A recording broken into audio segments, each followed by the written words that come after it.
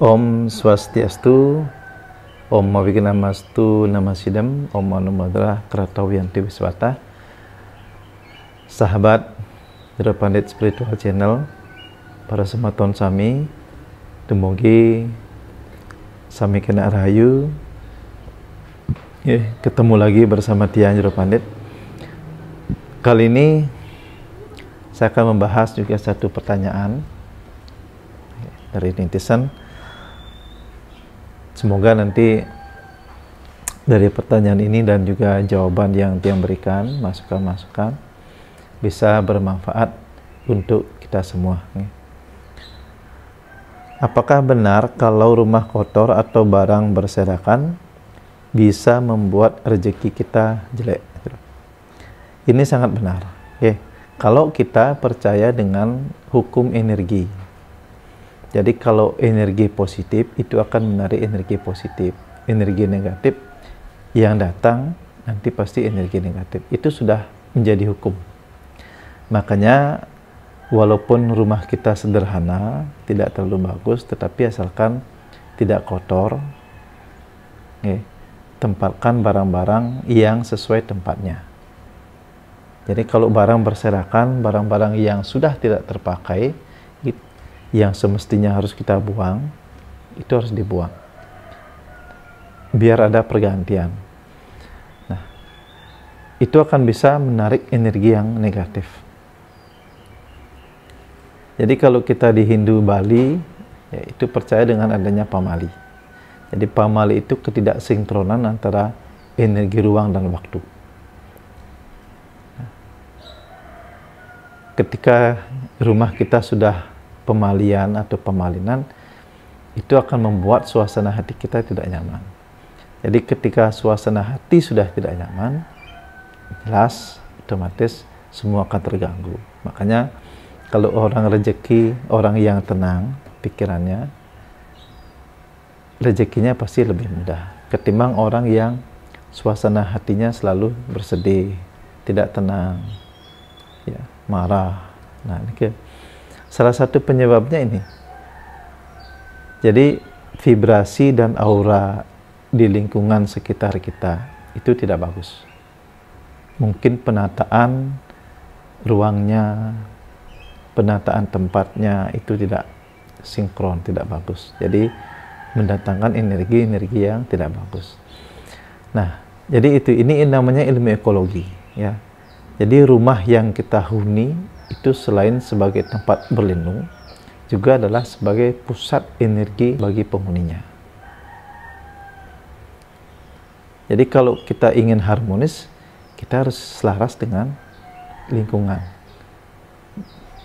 di sekitaran kita. Makanya harus ditata rapi. Kayu-kayu yang tidak digunakan, taruh dengan baik. Jadi kalau dibiarkan berserakan, itu mengundang pemali. Pemali itu energi negatif. Apalagi kena cap-capan. Air dari atap rumah itu sangat berat. Sangat tidak bagus. Bunga-bunga itu semestinya tidak boleh kena air atap rumah. Ya, itu bisa mengundang energi yang tidak bagus. Baju-baju yang sudah tidak terpakai semestinya kita harus buang. Itu biar ada sirkulasi. Ya. Jadi jangan biarkan barang-barang rongsokan itu tertimbun di rumah. Kalau memang sudah tidak terpakai, buang saja. Nah, itu akan bisa menarik energi-energi yang tidak bagus. Makanya niki penataan. Nah, kalau saya di rumah, ya, pada umumnya kalau orang Hindu itu menaruh jemuran, ada tempatnya. Menjemur pakaian di atas, apalagi melebihi tingginya tempat persembahyangan. Jadi apalagi kita menjemur pakaian dalam, itu tempatnya tinggi. Nah, ini salah satu kita menata vibrasi aura kita biar bagus. Jadi kalau energi rumah kita itu sudah dominan tidak bagus, tidak sinkron, jadi negatif. Nah, leluhur yang mau datang menengok kita turun, karena energinya tidak bagus, beliau kembali lagi. Nah, jadi beliau hendak membawakan rezeki, karena energinya di sini, di rumah kita tidak bagus, dia akan kembali lagi. Itu perlu ditata. Makanya kalau kita berbicara masalah rezeki, itu tidak saja datangnya dari karma kita, tetapi bisa juga dari ini kesinkronan, keselarasan kita dengan lingkungan, dengan tempat tinggal yang kita huni. Ini penting sekali. Nah, maka dari itu ada beberapa hal yang harus kita perhatikan. Satu, yang pertama itu jangan menaruh barang-barang yang sudah tidak terpakai di rumah, ya. Apalagi kita menempatkan barang-barang gudang yang khusus itu menampung barang-barang rongsokan. Nah, itu sangat kurang bagus. Nah, kemudian atap bocor itu perbaiki dengan cepat. Rumah pintu masuk utama kalau rusak itu diperbaiki, karena pintu masuk utama itulah pintu gerbang rezekinya. Dan kemudian rumah kita harus berikan sirkulasi udara dengan cukup.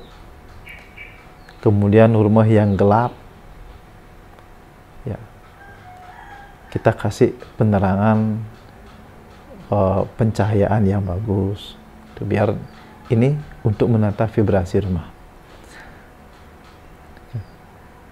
Penempatan tempat tidur jangan sampai memotong pintu masuk, seperti itu.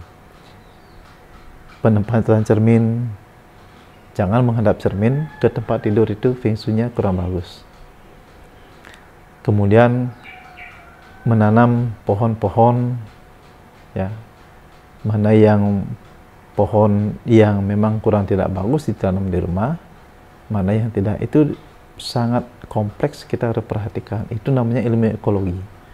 Jadi keselarasan kita terhadap lingkungan.